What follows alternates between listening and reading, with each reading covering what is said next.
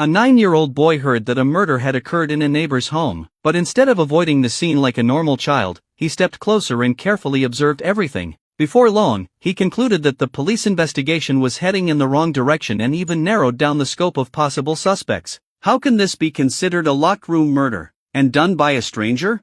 Impossible. The killer is in this building right now. Hearing this, the captain immediately demanded to know which parent had let their mischievous kid wander around the crime scene. But a female officer standing nearby spoke up, saying the boy was her younger brother and that their family lived in Unit 602 just across the hall. The captain's attitude shifted instantly, and he decided to ask the boy what made him so sure the killer was someone familiar to the victim. Yet the boy said he hadn't seen anything, he had been playing video games in his room and only heard a scream. This only made the captain more curious. How could he deduce so much with so little? The boy began laying out his reasoning point by point. First, from the time of the incident until now, no one had left the building. The first floor had surveillance cameras, and the windows all had protective bars, which the police had already checked. Second, judging from the traces at the scene, An Jung had clearly struggled before dying, yet her body was found beside the sofa, a distance away from the door. There were no signs of the body being moved, which strongly suggested she had voluntarily opened the door to the killer, typical of someone who knew the visitor.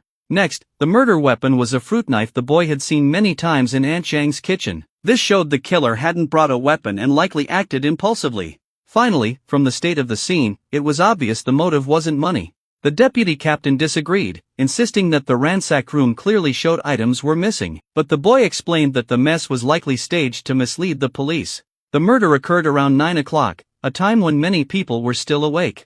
No thief would choose such a risky moment to break in and kill someone. The most important detail, the boy added, is the ring.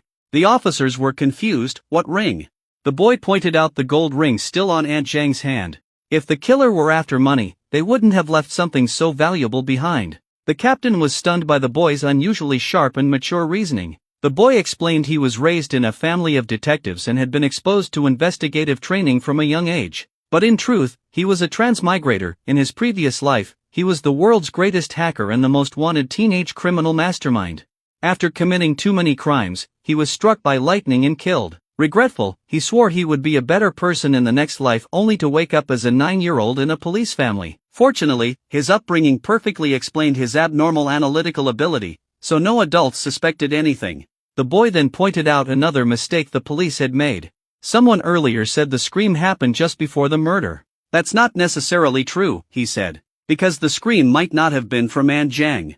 When asked why he believed that, he simply replied, because I could hear it. But the police didn't understand the significance of that statement. 3 days passed, and the police still had not solved the case. When the boy's sister returned home from a night shift, the boy quietly opened the case file she brought back. He found the case remarkably simple, yet the police had continued investigating it as a locked room murder. Then he noticed an important clue. According to Grandpa Joe on the first floor, the scream happened around 9 o'clock. The boy compared this with other witness statements and soon locked onto a specific suspect. He just needed verification. He then hacked into the local water supply bureau system, confirming his deduction.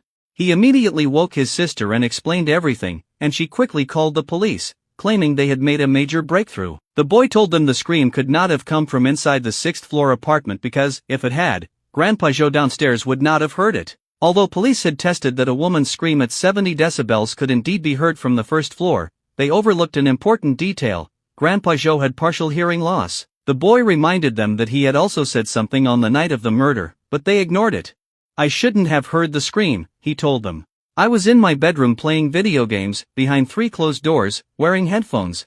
I should not have heard anything. Yet I did, and so did Grandpa Joe. Based on this, the scream likely did not come from inside the apartment but from the stairwell. Since An Zhang died inside, the scream must have been faked by the killer afterward. This created another problem. If a scream echoed through the building, neighbors above and below would rush out immediately, making it almost impossible for the killer to flee. Therefore, the killer must have been one of the neighbors who arrived at the scene early. The killer could only have come from the 5th or 7th floor. But the 7th floor had one vacant unit and one elderly couple living in the other, so the only real possibilities were the 2 households on the 5th floor. Unit 502 was a family of 3. Unit 501 was occupied by Uncle Wang, who lived alone. According to the statements, the first person to reach the scene was Uncle Wang. He was also the first to declare something was wrong and the one who broke down the door. His footprints were even found inside. Based on this, the boy concluded that Uncle Juan was the killer.